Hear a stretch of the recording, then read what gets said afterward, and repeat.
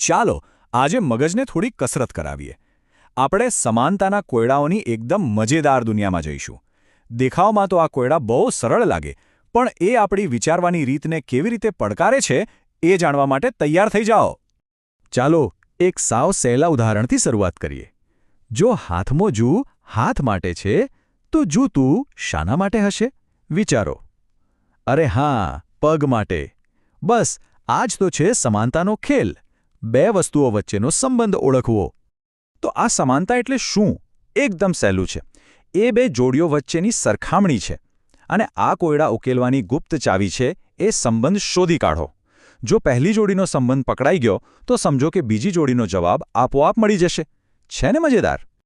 આ કોયડા ઉકેલવા માટે છે ને એક મસ્ત 2 સ્ટેપની રીત છે. પહેલું કામ, પહેલી જોડીમાં સંબંધ શું છે એ પકડી પાડો, અને બીજું, બસ એ જ સંબંધને બીજી જોડી પર લગાવી દો. ચલો આ પદ્ધતિનો ઉપયોગ કરીને આગળ વધીએ. તો આજના સફરમાં આપણે શું કરવાના છીએ? પહેલાં તો સમાનતાના બેઝિક નિયમો સમજીશું, પછી શબ્દો અને આંકડાઓ સાથે થોડી મસ્તી કરીશું, અને છેલ્લે જોઈશું કે આ બધું આપણા રોજિંદા જીવનમાં ક્યાં કામ આવે છે. તો થઈ જાઓ તૈયાર.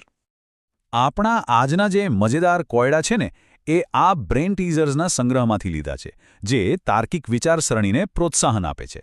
ચાલો જોઈએ આમાંથી આપણે કેટલા ઉકેલી શકીએ છીએ. ચાલો તો શરૂઆત કરીએ આપણા પહેલા પડાવથી, શાબ્દિક કોયડા.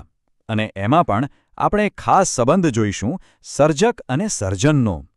આ એક બહુ જ કોમન પ્રકારનો સંબંધ છે. તો પહેલો સવાલ છે, કુમ્હાર માટલું ઇઝ ટુ સુથાર ઇઝ ટુ. વિચારો તો, કુમ્હાર અને માટલા વચ્ચે શું સંબંધ છે? કુમ્હાર માટલું બનાવે છે, બરાબર ને? તો હવે એ જ લોજિક લગાવો. સુથાર શું બનાવે? અહીંયા સંબંધ છે સર્જક અને એના સર્જનનું. જેમ કુંભાર માટીમાંથી માટલું બનાવે છે, બરાબર એ જ રીતે સુથાર લાકડામાંથી શું બનાવે? ફર્નિચર. એકદમ સાચું. ચાલો બીજો કોયડો. પેન લેખક, જેમ અસ્ત્રો એમ. તો અહીંયા શું સંબંધ છે? લેખક લખવા માટે પેનનો ઉપયોગ કરે છે, એટલે કે પેન એ લેખકનું ઓજાર છે. તો અસ્ત્રો કોનું ઓજાર હશે? પકડાઈ ગયું ને? સંબંધ છે કારીગર અને એના ઓજારનો. જેમ લેખકનું ઓજાર પેન છે, એમ વાળંદનું ઓજાર અસ્ત્રો છે. જોયું?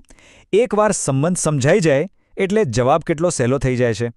સારું, અત્યાર સુધી આપણે સર્જક અને ઓજારની વાત કરી. હવે થોડું અલગ વિચારીએ.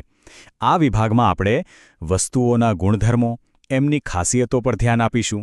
ચાલો જોઈએ. આ તો બહુ સહેલો છે. શિયાળો, ઠંડી. જેમ ઉનાળો is equals to question mark. શિયાળાની મુખ્ય ખાસિયત શું છે? ઠંડી, બરાબર ને? તો એ જ રીતે ઉનાળાની મુખ્ય ખાસિયત કઈ? એકદમ સાચું. જવાબ છે ગરમી. અહીંયા સંબંધ છે ઋતુ અને એની મુખ્ય લાક્ષણિકતાનો. શિયાળો એટલે ઠંડી, તો ઉનાળો એટલે ગરમી. સિમ્પલ. હવે એક રંગીન કોયડો જોઈએ. પૃથ્વી, ભૂખરું. જેમ આકાશ કેવું?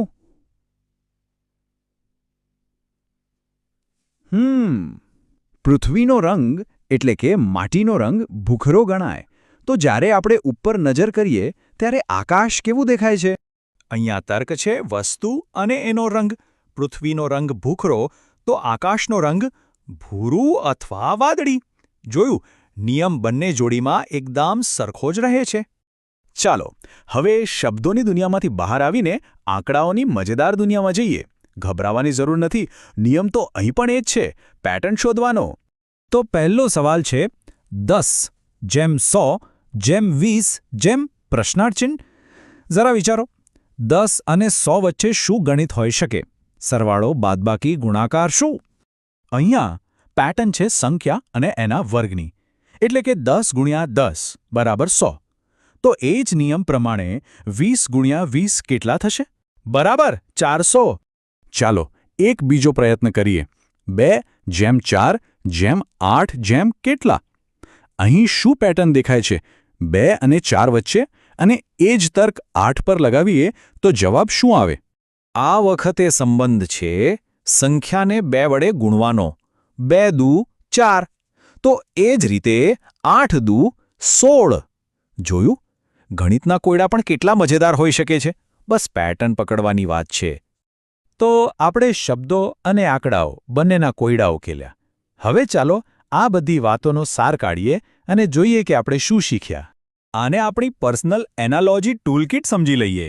પહેલું અને સૌથી જરૂરી, હંમેશા સંબંધ શોધો. બીજું, સર્જક, ઓજાર, ગુણધર્મ જેવી સામાન્ય પેટર્ન પર ધ્યાન આપો. અને હા, આ માત્ર કોયડા નથી, આ તો જીવનમાં આવતી સમસ્યાઓ ઉકેલવાની એક જોરદાર સ્કિલ છે. અને જેમ આ સરસ વાક્ય કહે છે, બે અલગ અલગ વસ્તુઓ વચ્ચે જોડાણ જોવાની ક્ષમતા એ સર્જનાત્મક મનની નિશાની છે.